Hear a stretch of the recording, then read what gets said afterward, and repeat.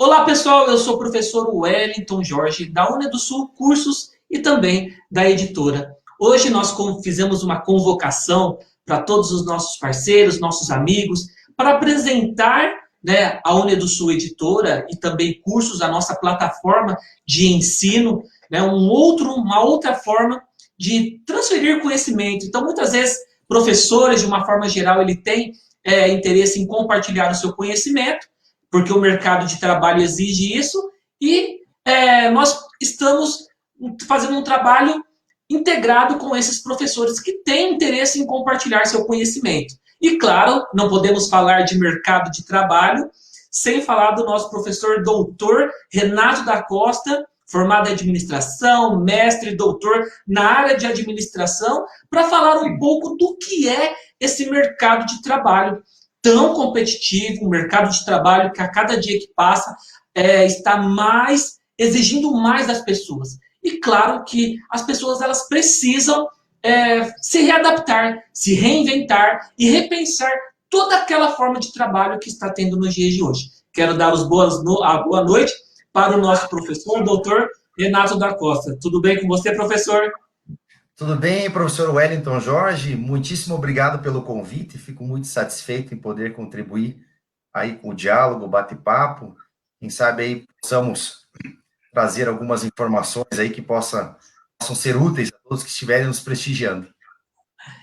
Com certeza, professor. E aproveitando que a participação dessa palestra sobre mercado de trabalho em tempo de pandemia, ele vai gerar um certificado de 2 horas que você vai entrar lá no site, nosso site, que está disponível aqui, cursos.unedusul.com.br. Você vai lá fazer o cadastro rapidinho e vai abrir, não está liberado ainda, e você garante o seu certificado de 2 horas que você pode estar utilizando na faculdade, enfim, vários lugares que precisam de atividades extracurriculares.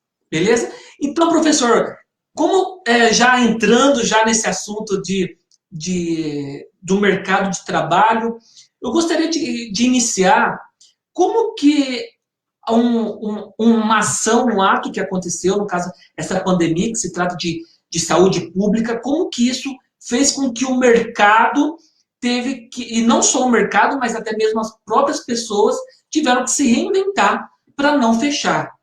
Infelizmente, o mercado, esse sistema ao qual nós vivemos hoje, ele é muito, eu não sei se é essa palavra correta, mas ele é muito, não sei se ele é justo ou ele é muito injusto, que as pessoas que não se reinventam, infelizmente, está fora no mercado de trabalho. E esse sistema ao qual nós estamos vivendo hoje, ele não se preocupa se a empresa X ou Y está lá empregando 30, 50, 100 pessoas. Se a empresa não se reinventa, automaticamente ela está fora do mercado. Se está fora do mercado, vai gerar desemprego e o sistema não se importa muito com isso, né? Porque o sistema muda a todo momento.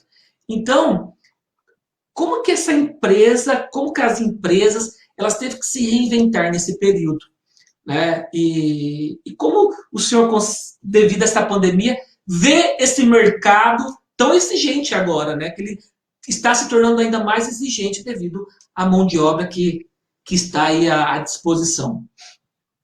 Olha, professor, eu vejo da seguinte maneira, né? A pandemia, ela escancarou muita coisa no nosso país, né? Aquelas empresas que não estavam focadas no seu cliente consumidor, que não costumavam fazer pesquisas de mercado, que não costumavam observar os passos da concorrência, que não proporcionavam aos seus colaboradores treinamento, capacitação, apoio para que eles pudessem fazer sua graduação, sua pós-graduação, seu curso de idiomas, um curso de aperfeiçoamento, essas empresas agora estão sentindo o problema. O tão famoso aí delivery, né, a entrega que o pessoal está fazendo aí, esse sistema de entrega de comida em casa, lanches, até mesmo outros tipos de produto, o varejo se reinventou. Aquelas empresas que tinham, digamos assim, medo, receio de trabalhar com um sistema de delivery, ou de ter uma página da internet, por exemplo, bem estruturada, bem didática, de forma acessível às pessoas, com informações objetivas, informações coerentes, práticas, essas empresas estão sentindo agora na pele a dificuldade. Também temos que pontuar a falta das receitas, né? Obviamente que as empresas perderam as suas receitas. Tem empresa hoje que está trabalhando apenas com 40%, 45% de sua capacidade. Então, essas empresas se viram o quê? Elas dependem, obviamente, de empréstimos, estão algumas recorrendo aí a bancos de fomento, tentando fazer parcerias, trabalhando com a redução de custeio. Então, essas empresas, elas olharam para si, olharam para dentro e verificaram que a maior dificuldade agora é, obviamente, a sobrevivência. Os seus colaboradores, por sua vez, o que eles estão, qual é o momento que eles estão vivendo? Insegurança, incerteza, o futuro agora é temeroso, as pessoas não têm como fazer prognósticos, não têm como fazer planejamento, porque elas temem perder o seu trabalho. E nunca deram tanto valor ao seu emprego como estão dando agora. Tendo em vista que antes, muitas vezes, nós encontrávamos profissionais, né, muitas vezes aí só procrastinando, ou seja, reclamando, falando mal, às vezes, da própria gestão da empresa, e hoje esse mesmo empregado, funcionário, ele dá muito valor ao emprego que ele tem, porque ele sabe que ele pode estar ali na bola da vez, pode ser o próximo a perder o emprego. Então, hoje, o profissional precisa continuar se aperfeiçoando, continuar fazendo cursos mesmo que à distância, continuar o seu curso lá de idiomas, um curso técnico, enfim, não pode abandonar os estudos, precisa focar, sim, na sua área, se aperfeiçoar cada vez mais, estar atento ao mercado. Porque quando a pandemia passar, nós teremos um problema bastante grave, que é o grande número de empresas que fecharam suas portas e terão que se reinventar para voltar, né, para o mercado com seus produtos, ofertando seus serviços. As que estão agora com sobrevida ainda, precisam utilizar recursos, processos, tentar inovar em meio à pandemia, o que nós sabemos que é bastante difícil, né? Mas é importante que essas empresas procurem alocar ou realocar os seus colaboradores. Nós vimos aí que o governo federal ofereceu programas para redução salarial, enfim, não vou entrar no mérito da discussão se isso é bom ou não, porque o momento é muito difícil. Fica complicado você fazer uma crítica incisiva diante da gravidade da pandemia. Não é uma doença qualquer.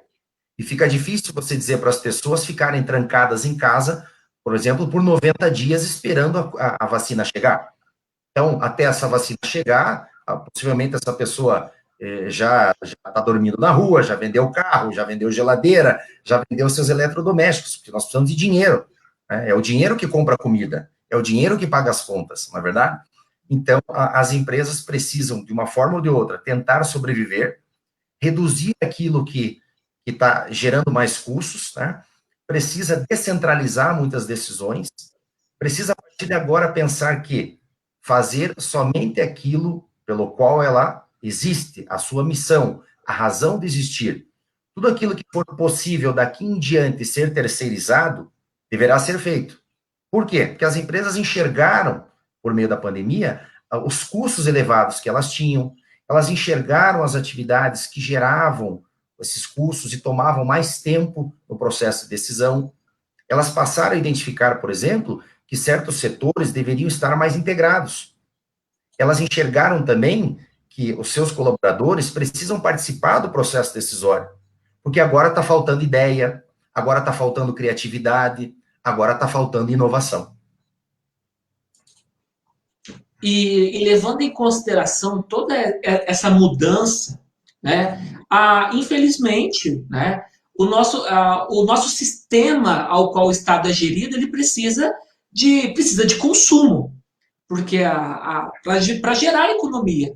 E com a redução desse consumo, acaba que o Estado, muitas vezes, por meio, não consegue sustentar essas políticas públicas ao qual estão aí, devido a chegar um momento que não vai ter mais caixa o caixa não é o suficiente.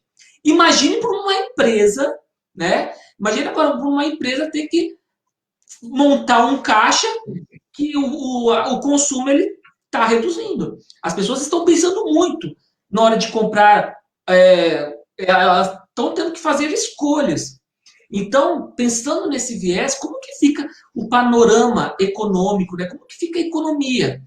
Porque se as indústrias, as empresas, elas dependem desse consumo, como que fica agora o panorama econômico do Brasil, tendo como referência essa pandemia, né?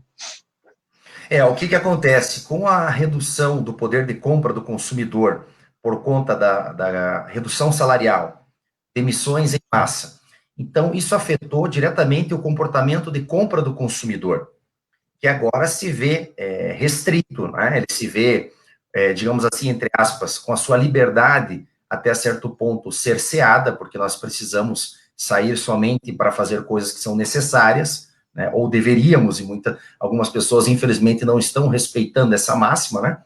Mas, assim, com a redução do potencial de compra, a indústria reduz a produção, porque a demanda é muito baixa. Consequentemente, as lojas elas têm um estoque X que precisa ser vendido, precisa reduzir esse estoque, porque estoque parado é prejuízo. Então, o que acontece? Eu vendo pouco, não posso acionar o meu fornecedor, porque a indústria está produzindo pouco, né? Porque a demanda está muito baixa.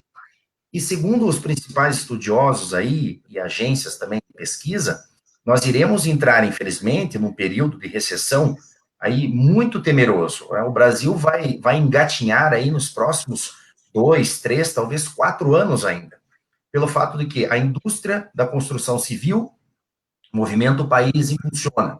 Nós temos o agronegócio aí que está salvando a economia. Mas, como diz o velho ditado, mandorinha só não faz verão. Nós precisamos do poder da indústria, né? Então, com a demanda baixa, produz-se pouco, consequentemente, o mercado consumidor absorve pouco, porque não tem dinheiro. Então, o governo federal, estadual, enfim, está injetando dinheiro na economia justamente na tentativa de salvaguardar essas empresas. Mas o mais grave é que as pequenas e médias empresas têm um grande papel, uma grande presença na economia do país, porque elas geram muito emprego. É aquele comércio do dia a dia, é a papelaria, é o açougue, é aquele pequeno comércio que movimenta a economia e que gera bastante emprego, até mesmo empregos rotativos. Então, ali você tem uma grande parte da população que busca emprego nessas áreas, né? E você tem outra parte que busca emprego, obviamente, na questão da indústria. Também temos o comércio, que é extremamente importante, né, que está afetado, o turismo foi muito afetado e que gera milhões para o país. Né? Nos últimos anos, aí, o turismo movimentou cerca de 7, 8% da economia brasileira. Então, o que acontece? Com essa desaceleração da economia, nós vamos engatinhar para nos recuperarmos. Porque é preciso, primeiro, confiança. As pessoas precisam ter confiança de que não irão contrair o vírus, ou caso contraiam, tem uma vacina que possa evitar um mal maior. Infelizmente, isso não está acontecendo nesse momento. Temos boas expectativas, temos aí uma esperança que a ciência está buscando aí a solução deste grave problema, mas enquanto isso não vem, as pessoas desaceleraram o consumo. Então, gira pouco dinheiro, movimenta pouco, fornecedores quase que parando, indústria praticamente parada, comércio local fraco, demitindo. Então, quando nós retomarmos tudo isso, nós teremos pessoas qualificadas desempregadas, pessoas que já estavam com dificuldade de arrumar emprego, também passando por dificuldade, porque a quantidade de pessoas vai ser muito grande, a competição vai ser alta. E também outra realidade, aquelas pessoas que tinham altos salários dentro das corporações terão que se reinventar, porque certamente essas empresas não terão dinheiro suficiente ou capital suficiente a remunerando tão assim, profissionais. Então, aquele indivíduo lá que tinha 15, 20 anos de empresa, era um intelectual, uma pessoa altamente preparada, ela vai encontrar uma nova realidade. Fatalmente, ela não vai encontrar aquele mesmo salário alto, aqueles mesmos benefícios que tinha anteriormente, porque a empresa precisa muito mais ali se reestruturar, se reinventar, enxugar muitas vezes a grande maioria dos seus custos. Infelizmente, nós sabemos que por mais que existam recursos humanos, que nós estudamos tanto, mas a empresa visa lucro. Então, tudo que ela puder fazer, né, para reduzir os seus custos, investir na questão produtiva, ela vai fazer. E, infelizmente, a tendência não só brasileira, mas mundial, é mexer na estrutura organizacional. Isso é fato, né? Cargos e salários serão revistos. Né? Alguém pode até pensar, não, mas a empresa vai fazer de tudo, capital intelectual. Nós estamos vendo aqui, nós vimos em Curitiba recentemente, instituições aí, até mesmo de ensino superior, fazendo grandes demissões, empresas aí conhecidas recentemente aqui, em São José dos Pinhais, a fábrica da Renault, se não me falha a memória, fazendo demissões, grandes demissões, 300, 400, 500 funcionários. E daí, na hora de voltar para o mercado, como é que faz? Será que esse mesmo funcionário, colaborador, vai ser recontratado? Talvez as coisas mudem, outras pessoas terão oportunidade. Né? E daí, infelizmente, nós teremos aí um processo lento. A economia precisa reaquecer no mundo todo, porque o Brasil vende para os outros precisam estar bem para comprar do Brasil, e vice-versa. Então, nós teremos pessoas sem emprego, buscando aí sua recolocação, e aqueles que já estavam com dificuldade também vão ter que se reinventar. Então, o que é interessante?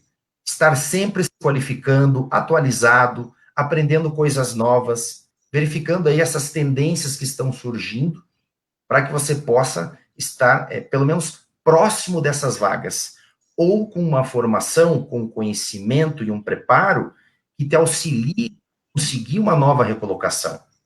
Pelo menos é esse cenário que nós, até o presente momento, vislumbramos. Professor, aproveitando a oportunidade aqui, nós temos um telespectador que está acompanhando a nossa live. Ele é o Mauro, vou até colocar aqui, ó, professor Mauro Rabelo. Ele é da cidade de Macapá, o estado de Amapá. E olha a pergunta que ele está fazendo para o professor aqui. Eu vou colocar aqui, ó. Professor, estamos vivendo um período atípico, né? Nem as organizações e os profissionais estavam prontos para essa realidade. Na sua visão, qual o papel do Estado pós-pandemia na fomentação da economia? Olha que pergunta interessante. Olha que desafio, professor, para responder essa pergunta. Veja só, o Estado, ele tem que entender que ele não é um acumulador de riquezas. Né? O Estado, ele apenas... Quando a gente fala em descentralização, o Estado, ele, por si só, deveria apenas cuidar de saúde, educação e segurança pública. Tá? O mercado, por si só, por mais que tenham correntes literárias, correntes empresariais, enfim, que digam o contrário, o Estado deveria apenas cuidar de saúde, educação e segurança pública. E deixar que o mercado por si só, né, o pessoal diz aquela velha visão liberalista, do neoliberal, etc. Deveria. Porém, com a pandemia, o que acontece? Agora o Estado precisa investir. Agora nós precisamos do Estado, porque nós contribuímos com ele a vida inteira. Né? Essa acumulação de riqueza é nossa. Então, o papel do Estado é o quê? Aumentar linhas de crédito, reduzir juros de maneira que pequenas e médias empresas tenham acesso cada vez maior e mais rapidamente, de maneira desburocratizada, a recursos que venham dos bancos, agências de fomento, enfim, que possam estimular a economia, porque o pequeno e médio empresário, ele não tem muito recurso, né? Ele vende hoje para pagar a conta de amanhã. Então, é obrigação do Estado aumentar a maneira pela qual as pessoas tenham acesso aos recursos. É preciso, principalmente, desburocratizar ao máximo. O Brasil é um país extremamente burocrático, onde as pessoas têm dificuldade, né, levam-se muitos dias, muitos prazos para documentações, para registros, para formalizações. O Estado precisa incentivar as pessoas, né? O empreendedorismo precisa dar mecanismos para empreender, precisa auxiliar, precisa ajudar. Então, outra questão, a desonerização da máquina pública. Nós temos um governo inchado, nós temos altos salários em áreas do governo, não digo estadual, mas principalmente federal, que não deveriam existir. Nós precisamos de uma redistribuição. Chegou o momento, chegou a hora de entendermos que nós precisamos ter várias pessoas, muita gente ganhando razoavelmente bem, e não pouquíssimas pessoas ganhando muito. Isso está errado.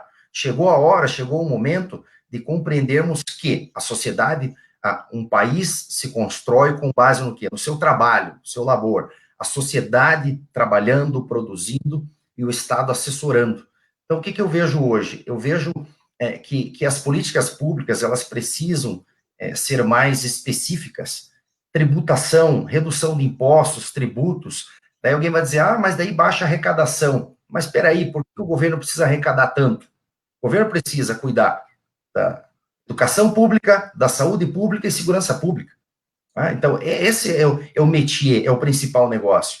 E ele precisa facilitar as empresas, as indústrias, para terem acesso a novos mercados, para terem acesso à matéria-prima. Nós precisamos dar ênfase à indústria nacional. O Brasil não pode ficar somente sendo fornecedor de commodities, fornece amendoim e depois compra o amendoim em pasta de um país estrangeiro, pagando caríssimo. Nós não podemos mais ficar apenas com borracha e comprando depois produtos caros. Nós não podemos mais ficar somente plantando banana e comprando depois banana em compota por um preço 4, 5 vezes maior. Nós temos que dar força para a indústria nacional. Então, nós temos que desburocratizar, desonerar e facilitar os empresários brasileiros, a indústria nacional, para que nós possamos ter competitividade. O Brasil não é um país competitivo, porque ele somente exporta matéria-prima e compra demasiadamente produto acabado. Então, chegou a hora, chegou o momento da nossa indústria prevalecer. Nós vimos aí na pandemia respiradores sendo fabricados no Brasil. Isso é muito bom, ótimo. Álcool gel, máscaras e outros equipamentos, que eu não sei até nem o nome, como é que se fala. Está na hora de incentivarmos as nossas indústrias. São elas que vão gerar um emprego. Nós não precisamos ser um país único exclusivamente de multinacionais. Nós precisamos ter uma indústria nacional forte e competitiva. O Brasil, infelizmente, ele peca muito, né? Ele peca muito em apenas fornecer o essencial matéria-prima para os outros. Obviamente, para isso nós vamos precisar reequipar o parque industrial, com maquinários, equipamentos, mas que essa pandemia, certamente, possivelmente, ela estimule essa mudança de mentalidade dos nossos gestores. Nós precisamos disso. Do contrário, nós vamos ficar eternamente reféns de tudo que vem lá de fora. E principalmente da China, que abastece o mundo. Eu, no ano de 2008, eu morei nos Estados Unidos. Na época, eu fui trabalhar como um trainee de gestão empresarial. Eu morei na cidade de Carlisle, na Pensilvânia, no estado da Pensilvânia. E eu trabalhava no centro de distribuição da Amazon.com, centro de distribuição da Amazon. E cerca de 90% do nosso estoque da Amazon.com era chinês. Então, você vê, 90% do estoque da Amazon, a Amazon, gigantesca Amazon, né? Tinha outro centro de distribuição que ficava bem no Kansas, que é um dos estados mais centrais do mapa norte-americano, só para ter uma ideia. E eu lembro que 90% do que nós recebíamos era da China. Ou seja, Estados Unidos altamente dependente de produtos chineses. E onde está a sua produção local? Onde é que está as suas indústrias locais? Então, é preciso que os governos revejam esses tipos de iniciativa e incentivem de maneira maciça daqui em diante o potencial de grandes indústrias nacionais que nós temos e que, infelizmente, não têm o devido respeito. Então, professor, eu acho que, aproveitando essa fala sua, vem uma preocupação. Será que nós, vou colocar nós brasileiros, né, nós estamos preparados para essa mudança? Né, porque o Estado ele vai ter que se reinventar. As empresas, a indústria, o mercado vai ter que se reinventar. E as pessoas, né, elas estão preparadas para isso? Porque quando eu falo isso porque eu sou professor, né, universitário e já trabalhei na educação básica. A educação científica não nos prepara para o mercado de trabalho efetivamente. Né? Nós da educação, desenvolvemos muita pesquisa, fazemos muita pesquisa, mas na hora que o profissional se forma, pega lá seu canudo de graduação e especialização e entra no mercado de trabalho, não é aquilo que ele viu lá na academia, na sala de aula. Há uma divergência muito grande. E aí essas pessoas agora tendo que se reinventar, Como que fica? Porque assim, nós não aprendemos, não tivemos disciplina de pandemia na nossa graduação.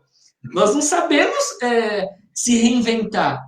Nós se fixamos muito nas questões teóricas e aí chega um momento desse de se reinventar e como que fica isso? Então, o que vai ser tendência agora? Se tratando não apenas do mercado, do próprio brasileiro, né? O brasileiro ele está tão acostumado a sair da casa dele, ir trabalhar, e voltar e receber o seu salário, trabalhar numa jornada de trabalho excessiva. Isso robotizou tanto ele, isso virou natural dele. E agora ele está se deparando por uma realidade que não está fazendo muito sentido. E está todo mundo assustado.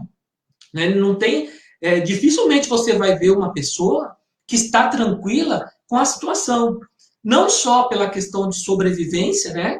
Da sobrevivência que eu falo de não pegar essa doença, não ser infectado, digamos assim, né? Pelo Covid, mas pela questão da saúde financeira também. E aí, será que o brasileiro está preparado para essa mudança? Porque eu, sinceramente, às vezes eu me fico surpreso com as coisas que eu faço e até mesmo com as coisas que eu vejo.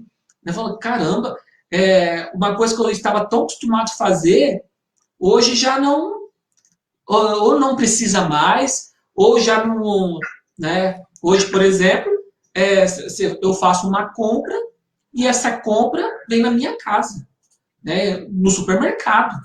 Ou seja, eu não tinha esse hábito de usar aplicativos de compra de supermercado, por exemplo, né?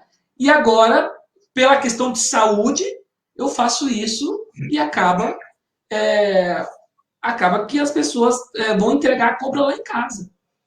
A questão é, o brasileiro ele está preparado para essas mudanças, né? Será que eles estão preparados para se readaptar? Porque eu confesso que a academia, né, as instituições de ensino não preparam tanto assim, né? Parece que a realidade é meio divergente. O que o professor tem para falar sobre isso?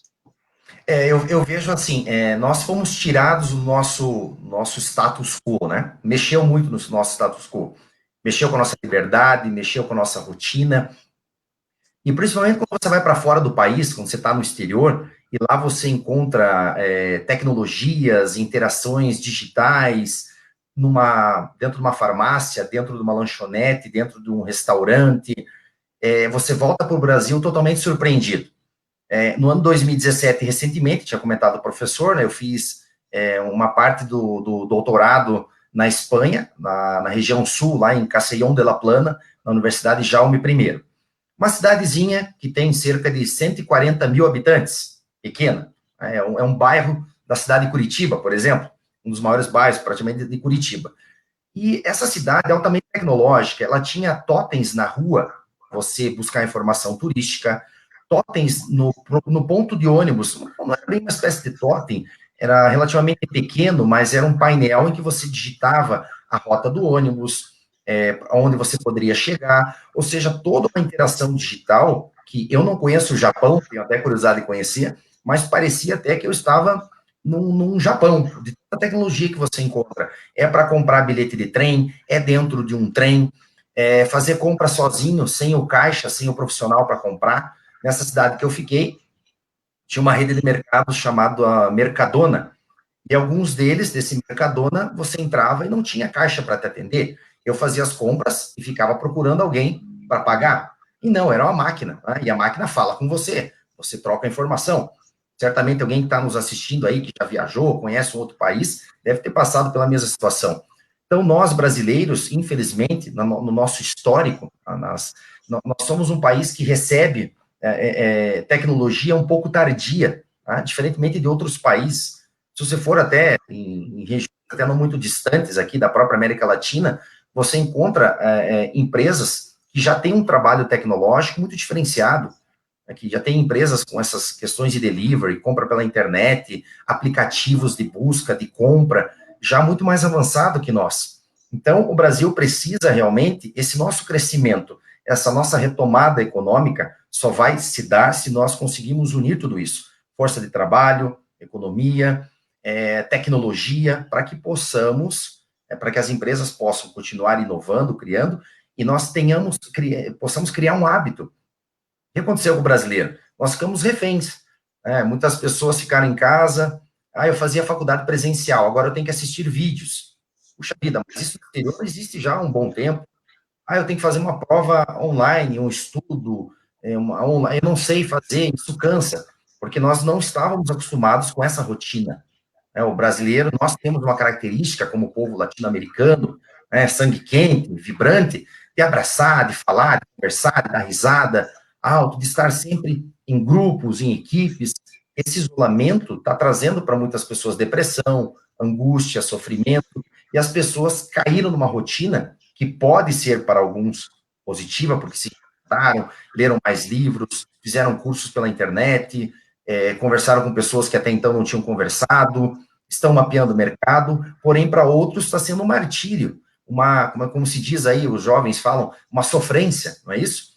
Então, o que acontece? Como é que eu vou me preparar para o mercado se eu estou nesse ambiente confinado, estressante, chato, monótono, repetitivo? Muito bem, eu preciso olhar para a minha carreira, a minha formação, o que eu quero continuar fazendo, o que vai surgir de novo, quais são as tendências, o que vai acontecer, aquela empresa tradicional, metódica, repetitiva, será que ela vai continuar existindo? Possivelmente vai ter dificuldade para sobreviver. Layouts terão que ser alterados, características mudadas. Nós precisamos chamar a atenção das pessoas no pós-pandemia, porque quando abrirem-se as portas, qual é a preocupação das pessoas? É sair para gastar, é sair passear, é ficar no parque o dia inteiro, é sair com a família, é fazer uma viagem. Nós, certamente, vamos querer liberdade, vamos querer sair, gastar, passear, como se fosse um pássaro numa gaiola, né?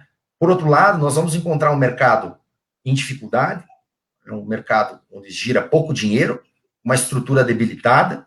Nós vamos precisar fazer o quê? Olhar para tudo isso, ver nossa carreira, rever nossos objetivos, nossas metas, o que eu quero para mim, o que eu posso aprender de diferente, será que tem uma outra área de estudo que eu possa me dedicar mais? Será que eu posso focar nisso agora? Será que eu deixo isso depois? Agora é o momento do replanejamento. Tem que fazer um novo planejamento de vida, né? Porque nós estamos aí, vamos ficar 6, 7, 8 meses, praticamente, caminhando a passos lentos. Então, quem ia viajar esse ano não viaja mais. Eu, particularmente, tinha uma viagem em família para fazer, já cancelada, talvez só para final do próximo ano. E quantas pessoas estão na mesma situação? Quem estava para abrir uma empresa, por exemplo, já está revendo seus conceitos. Vinha fazer um investimento, já está com o pé atrás. Ou seja, as pessoas terão que se adaptar à nova realidade e buscar alternativas na sua própria formação, verificar o que pode. Muitos professores, por exemplo, não sabiam gravar um vídeo, não sabiam trabalhar com ensino à distância, estão aprendendo. Eu também faço bastante live, brinquei até com a minha família, que estou quase virando apresentador de tanta live que estou fazendo, então você vai descobrindo coisas novas, lá no futuro pode surgir uma oportunidade, por que não? Não vemos o que vai acontecer. Então, tudo são experiências novas, conhecimentos novos, tentar deixar a mente o mais tranquilo possível. Eu sei que é difícil, eu sei, não sou psicólogo, mas tem que tentar esfriar a cabeça, se prevenindo, se cuidando, mas pensando que, uma hora ou outra, nós vamos retomar, nós vamos voltar a trabalhar, nós vamos voltar a estudar. Isso não vai demorar, se Deus quiser, não vai demorar a acontecer. E quando voltarmos, temos que estar aí dispostos a mudar de área, de setor, de departamento, de pensamento, entender que muitas coisas vão ter que ser deixadas de lado, porque a empresa entendeu que aquilo não é mais competitivo, que aquilo é oneroso, que aquilo é burocrático, que aquilo gasta muito tempo, espaço. Nós temos que aprender que o novo vai surgir a partir de agora. Professor, tenho até uma dúvida aqui do Mauro, que eu vou colocar aqui. Ele comenta, né, que ele foi dispensado da empresa e que agora ele está tendo problema de se realocar no mercado, até devido à formação, tudo, né? encarando essa realidade daquilo que está por vir, né? Vai ter mais pessoas sem emprego, né? Automaticamente o mercado vai se tornar mais exigente? Ou será que, porque assim, ele vai se tornar mais exigente, mas também ele não vai querer pagar altos salários. Por quê? Porque um posto de trabalho que se tinha o hábito de se pagar, por exemplo, 4 mil, o dono da empresa vai falar, peraí, se eu tenho 10 para escolher, por que eu vou pagar 4 mil? Eu vou pagar menos que o piso, ou o piso, né? Que vamos colocar aí R$ 2.500. E aí, esse profissional, como que fica, né? Porque tem a questão desse mercado que ele está, vai ter muita gente no mercado, né? Tem a questão da formação, muitas pessoas que vão ter que buscar formação para se reenquadrar dentro desse mercado, dentro dessa nova realidade. E aí vem essa confusão, na verdade, né? Porque, embora nós não tenhamos condições de saber o que vai acontecer com certeza, mas o que nós estamos vendo é o seguinte, que o emprego, a taxa de desemprego aumenta a cada dia. E pessoas que têm ótimos currículos também estão perdendo seu emprego, né? Então, e agora? Vai se reinventar? Vai ter que mudar de área? Vai ter que insistir? Se eu sou formado, por exemplo, se eu sou engenheiro, eu vou ter que insistir nessa área? Ou eu vou ter que partir por uma outra área? Porque muitas vezes o profissional tem o ego inflamado, né? Se eu estudei para ser advogado, se eu fiz uma graduação de direito, eu vou exercer. Mas e aí? Um mês não acha cliente, 2 meses não acha cliente, não abre concurso, o mesmo acontece para um engenheiro ou para um professor. E aí? Ele vai ter que abrir mão da sua formação e se reinventar? Ou ele vai ter que vai ter que esperar? Porque o problema de esperar é que as contas não esperam, né? E aí, como Infelizmente, infelizmente eu vejo da seguinte maneira, professor Wellington, que nós teremos que nos adaptar. E possivelmente temos o nosso foco, temos o nosso objetivo de formação, mas, se possível, olhar para outras frentes. Então, vou dar um exemplo. A pessoa é engenheiro, né? A empresa lá de construção civil, a construtora, mandou o engenheiro embora porque a construção civil está parada, despesa maior que receita, não entra receita, né? Não tem o capital de giro, mandou embora, acabou. Esse engenheiro não vai poder ficar esperando a vacina chegar, a economia aquecer para ele ir lá e construir um prédio, né? Fazer um projeto do prédio lá, né? O engenheiro gerenciar a obra. O que ele pode fazer? A opção, trabalhar com consultoria, ele ser consultor de outras pessoas, ele fazer consultoria para outras empresas, ele pode, por exemplo, atuar em áreas de treinamento, qualificação, ele pode abrir lá amigos, conhecidos, ele pode ter um canal de cursos, por exemplo, e ministrar cursos online, à distância, por que não? Ele vai ter que buscar uma outra opção. Ele vai ter que, talvez, se tiver um dinheiro guardado, um capital, talvez se associar em um empreendimento, em um outro negócio. Já vi vários casos de colegas da capital paranaense, aqui Curitiba, por exemplo, que eram da área de engenharia e hoje são felizes e têm 4, 5 confeitarias, por exemplo. Então, como é que o engenheiro foi ser dono de confeitaria? Crises, elas vêm e vão, acontecem, essa é mais severa, fica difícil a gente, assim, pontuar alguma coisa, mas a mensagem que fica é estar atento ao mercado, né? Mas, ao mesmo tempo, buscar outras alternativas. Eu vou dar um exemplo aqui meu, pessoal, para quem está me assistindo. Eu sou professor universitário há 15 anos, fiz mestrado, fiz doutorado, tenho vários livros publicados também, tenho artigos científicos, inclusive, tem um artigo classificado como A1 internacional, que é o topo máximo da classificação dos artigos científicos, e eu fui convidado para trabalhar numa rádio como comentarista. Daí pergunta a você, eu tenho família, eu sou pai de família, se a oportunidade for boa, eu não vou trabalhar como comentarista de uma rádio local? Vou. Então, tudo tem a ver com a nossa necessidade, como diria os nossos avós, os nossos pais, né? Onde aperta o nosso calo, por exemplo. Então, se eu sou pai de família, que sou, né, preciso contribuir com a casa, se não só a esposa paga as contas, eu preciso também me reinventar. Se surgir uma oportunidade, por que não vou lá trabalhar? Né? Porque se a minha área também é difícil, as instituições privadas, as universidades estão com graves problemas. Professores universitários agora estão passando por grande dificuldade. E quando isso acabar, seremos vários professores universitários em busca, talvez, de uma, duas, três vagas, disputando as mesmas vagas. E quem não conseguir faz o quê?